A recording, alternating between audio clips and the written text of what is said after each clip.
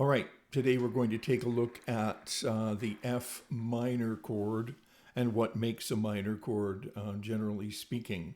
And then we're going to move from that F minor chord to a progression, C, F, F minor, and returning to C. Okay, we'll do that on string set 1. All right, let's just take a look at what I've got here in a diagram. An F major chord is spelled F, A, and C. And we can bring those notes out of the C major scale. C, D, E, F would make it the 4 chord, right?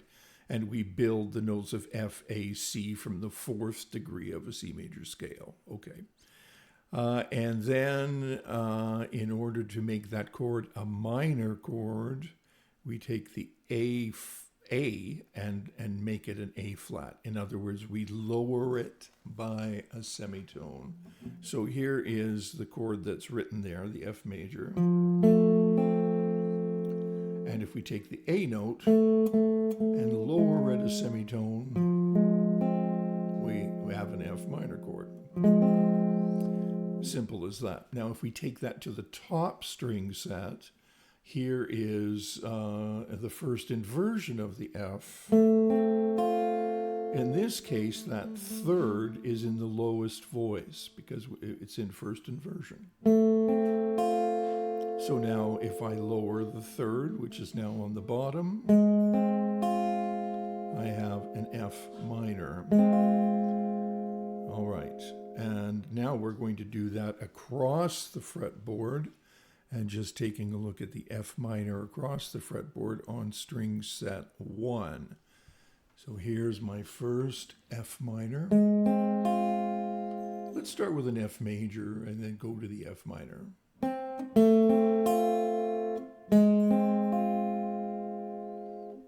Invert. Lower the A. Invert. Lower the A, invert, and lower the A. And let's just do that a little quicker so you can hear.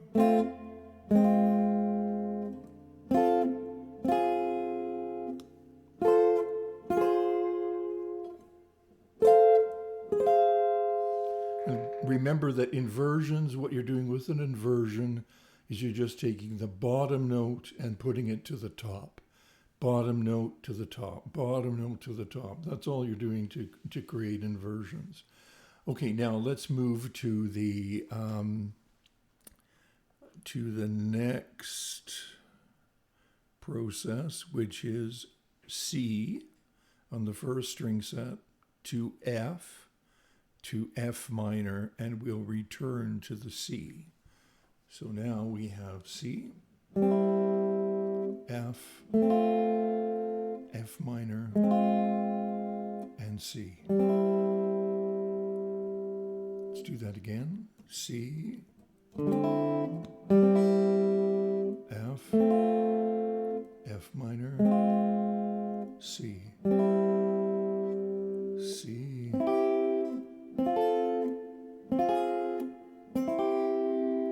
C, C,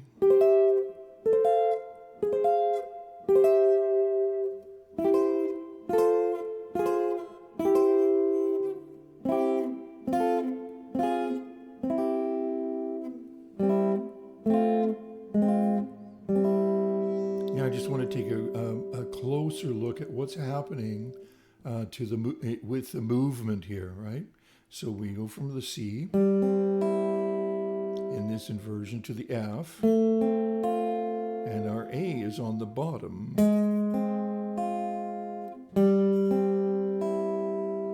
Now, in the next inversion, the A is going to be on the top.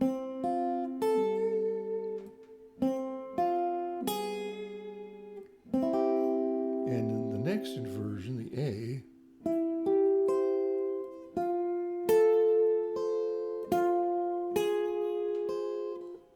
is in the middle. And then we're back back to where we started, only an octave higher, with the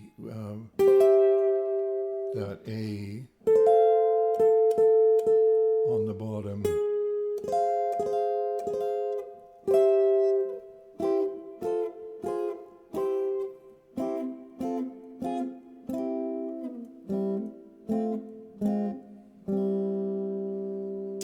All right.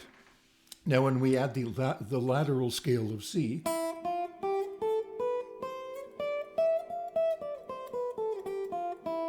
all of those notes are natural notes, but you'll notice that if we're going to play thinking chords and melody at the same time, the A flat note that you find in the F minor chord is not going to appear in the C major scale on that first string, because that note is not diatonic. The F minor chord is in fact borrowed from a parallel minor key, in this case the key of C minor. So in the key of C minor there's an F minor chord, so we consider it to be sort of borrowed from the key of C. And so if you are playing lines and thinking melodically up and down the fretboard, it sort of forces you to think of that borrowed non-diatonic A flat note.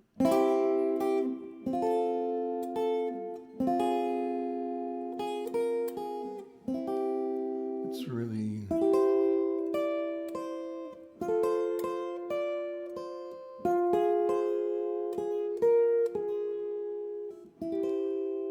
right. So wherever you find that note, be aware of it. This is all a process of learning how chords are derived from scales, and also remember that the top note the listener hears is the note that they remember, that they hear most strongly.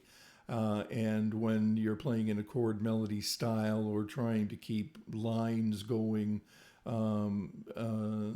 that are counter lines or counterpoint lines to the chords that you're playing, keep in mind that the strongest note that you will hear is the top note, or that the listener will hear. Okay, that's about it for today. C, F, F minor, C. Try to play some major chords that you know wherever they are on the fretboard, turn them into minor chords, and vice versa. Take minor chords that you know anywhere on the fretboard and make them a major chord by raising that flat 3. Okay, see you soon. Thanks for dropping by.